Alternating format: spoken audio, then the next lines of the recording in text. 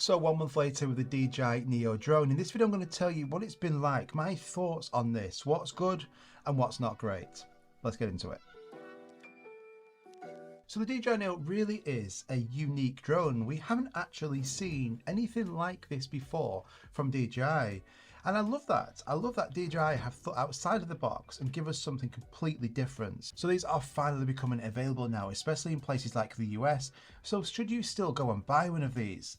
Let's talk about what it's been like and the good first. So the price, we have to talk about this. So with any negatives mentioned about this drone, we have to remember that this drone is $199. Now for that price point, it is incredible and something which we've never seen DJI do before. You can also get the combo version that's going to give you the extra batteries and the controller for $299.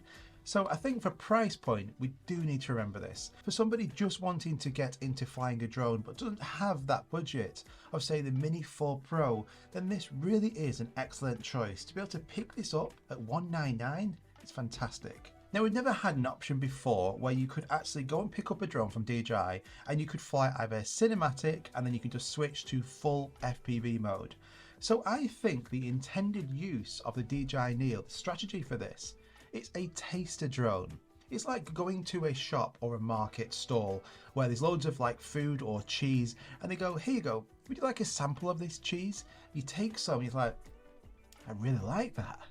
I want more of it. So they give you a taste of cinematic flying and eventually you'll end up with a Mini 4 Pro. Or you might really actually like the FPV function on here and you want an FPV drone and soon you'll have a DJI Avata 2.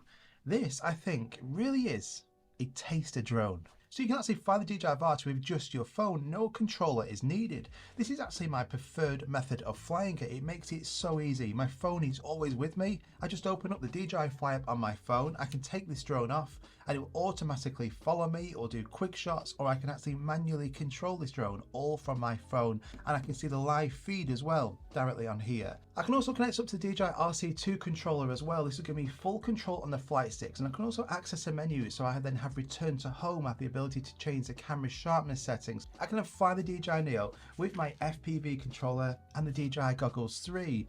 It even allows you to do full manual mode as well in FPV mode. So this really is the fun factor, and I love the manual flying on here. The ability I can actually just fly this drone directly from my phone. It's great. You can also give this drone to a family member, maybe someone who has never flown that drone before, and let them experience what it's like to fly a drone, cinematic or FPV flying, without risking like a much more expensive drone like the DJI Avata 2 or the Mini 4 Pro. This is very fun, and again for the price point of $199, I think it's incredible value. So this drone really has good subject tracking. It will follow you and it keeps lock onto you so well. You don't even need any controllers, it just does it all on its own. Direction track on here has also got much better with firmware, so it will follow you and follow your direction.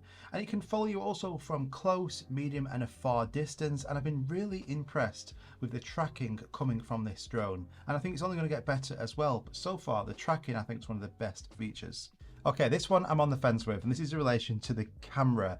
So this is a 4K 30 camera, but it's a tiny 1/2-inch sensor, and this is where the drone is getting a lot of heat. People are saying that the camera, it's bad. And the camera, yeah, it's not great. The camera for the video and photos on the DJI Mini 4K, which is about $100 more, it's better, and quite a lot better. But I think again, for the price of $199, a big factor in the decision of this drone was in relation to keeping it at $199. So we're not going to get like a Mini 4 Pro camera and still expect it to be that price. And I found the video quality when watching the content on a phone or an iPad, it's fine, it's more than acceptable, especially for like social media use. But if you're actually recording on here and then viewing that content on a big screen or TV, then the videos and photos, yeah, they don't look great. Its intended use is like selfie drone, your own personal drone, but then for watching it back on a small phone or iPad or social media use. It's certainly not as bad as people are saying, but it also could be a lot better. It's things like you can't change the camera sharpness settings when flying the drone with the DJI Fly app only. This then gives you a really sharp image which doesn't look great, doesn't look realistic, and also adds noise to that image as well. We definitely need a firmware update. It's going to allow us the ability to change the sharpness settings when flying it with the DJI Fly app. So I've also got my own video LUTs which automatically will reduce that sharpness and contrast for you, especially designed for the DJI Neo. So if you want to actually get better video results, less sharpness and more realistic video quality, then I'll link these at the top of the description for you. These are specially designed for the DJI Neo. And I'm also using these are the freewheel filters magnetically attached to the front of the DJI Neo. These are going to reduce the light going into the sensor, but you can also reduce the shutter speed as well, which is then going to give you a better video image as well. So the wind performance on here isn't great, and that's to be expected because it is so small and lightweight. I'd say anything over 15-mile-an-hour winds, I wouldn't really risk it. I have on occasions been flying this and the drone hasn't been powerful enough, even in sports mode, to get back to me. So if you actually live in a place where it is naturally windy, then this is definitely something which you're going to have to consider. This drone also has no sensors. So I think, again, due to the cost of this is why we have no sensors on here, but it is something that you do need to be super careful with. What's strange is that a highlight feature of the DJI Neo is the tracking features and also getting really cool quick shots. But all of those have to be done with no obstacle avoidance sensors. So if this really goes near anything, it will crash. So 100% again, you do need to be careful where you're flying this drone.